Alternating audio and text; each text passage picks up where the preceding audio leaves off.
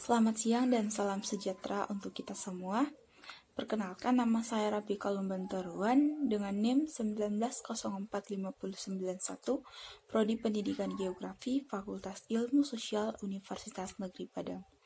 Baiklah, di sini saya akan menjelaskan kebudayaan maupun pola pendidikan dari suatu tempat ibadah, yaitu Gereja HKI Perseburan, sebagai pemenuhan tugas dari mata kuliah Studi Masyarakat Indonesia yang diampu oleh Bapak Dr. Novrion MPD. Baiklah teman-teman, langsung saja. Sebelumnya, mari kita membahas pengertian gereja. Nah, gereja merupakan tempat perkumpulan atau lembaga dari penganut iman Kristiani. Nama sinode atau persekutuan yang berada di wilayah Sumatera Utara berjumlah 34 nama seperti HKI, HKBP, dan lain-lain. Dan sebanyak 54 sinode yang berada di luar wilayah Sumatera Utara seperti GPM, Gereja Protestan Maluku, GKJ, Gereja Kristen Jawa, dan masih banyak lagi. Gereja yang saya ikuti yaitu Gereja Huria Kristen Indonesia. Gereja HKI berdiri pada tanggal 1 Mei 1927 di Desa Pantauan, Batu Opat, Pematang Siantar, Sumatera Utara. Nah, sampai saat ini jumlah gereja HKI yang ada di seluruh Indonesia berjumlah 830 gereja. Nah, salah satunya yaitu Gereja HKI Perseburan, tempat saya beribadah, yang berdiri pada tanggal 30 Januari 1989 atau sekarang telah berusia kurang lebih 32 tahun. Jumlah jemaat pada saat itu 150 orang. Pemimpin jemaat atau disebut dengan guru huria yaitu Situa M. Samosir, dan sampai saat ini beliau masih menjabat sebagai guru huria di HKI. Di mana gereja HKI ini memiliki pucuk pimpinan dari Eporus, yaitu Pendeta M. Pahala Huta Barat STHMM, lalu Sekretaris Jenderal HKI yaitu Dr. Batubara Sihombi MTH, lalu turun ke pendeta masing-masing gereja yang memiliki masa jabatan 5 tahun atau 1 periode dan maksimal 2 periode atau 10 tahun. Nah, pendeta HKI Perseburan saat ini yaitu Pendeta R. Sibarani STH, dan satu guru huria yang bernama Situa M. Samosir, dan Sintua atau pembantu pendeta dalam mengurus gereja ada 7 orang. Karena pendeta HKI tidak hanya menjadi pendeta di dalam satu gereja saja, melainkan menjadi pendeta dalam satu kecamatan. Dan di kecamatan ini ada Kecamatan Habinsaran berjumlah 14 gereja yang menjadi tanggung jawabnya. Dan yang paling bawah ada guru sekolah minggu yang bertugas mengajar anak sekolah minggu sebelum memasuki minggu dewasa. Nah, sesuai visi gereja HKI yaitu menjadi huria yang kuat iman, misioner, modern, dan berdedikasi. Nah, dari sini sudah kita tahu bahwa ada kata berdedikasi, artinya gereja HKI ini berupaya untuk mendidik jemaat menjadi jemaat yang lebih baik dan takut akan Tuhan. Bahwa pendidikan khususnya di gereja HKI dimulai dengan mengajarkan tentang keselamatan, di mana semua warga jemaat percaya dan hidup dalam penyerahan diri kepada Tuhan Yesus, kemudian menerima pembinaan dan pengajaran berujung pada kehidupan yang berbuah. Untuk pola pendidikannya ada yang semakin positif dan ada juga yang negatif. Nah, untuk yang semakin positifnya, dulu saat dibangun hanya minggu untuk dewasa saja, dan beberapa tahun ini telah dibuat ibadah untuk anak sekolah minggu. Nah, sekarang juga sudah ada Bungana Poso. Dan juga sekarang pola pendidikannya semakin terarah dan jemaat semakin banyak, serta adanya keikutsertaan antara satu sama lain, seperti melakukan suatu event atau kegiatan secara bersama-sama, membantu yang sedang kesusahan, dan masih banyak lagi.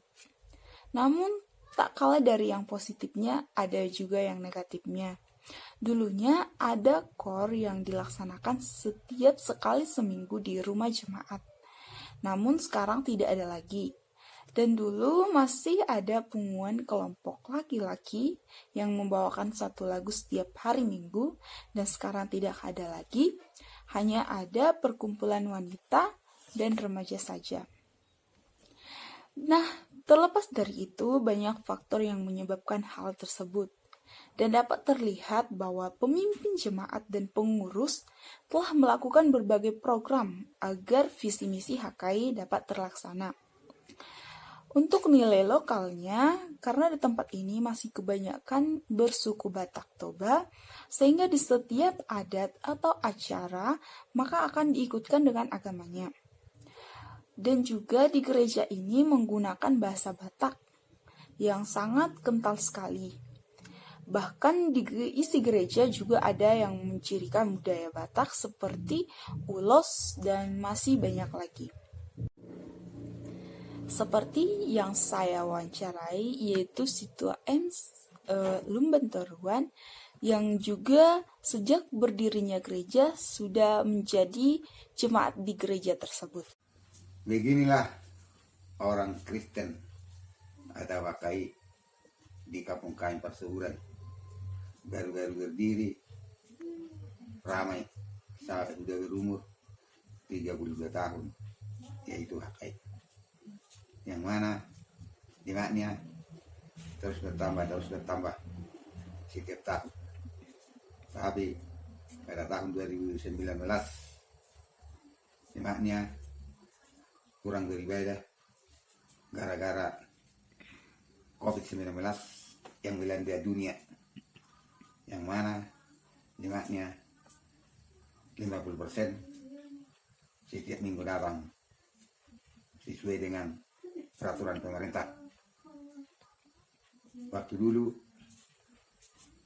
banyak yang pantas dikagumi, yaitu banyak kumpulan-kumpulan yang hidup, yaitu kumpulan ibu dan kumpulan bapak, kumpulan muda-mudi dan anak sekolah minggu.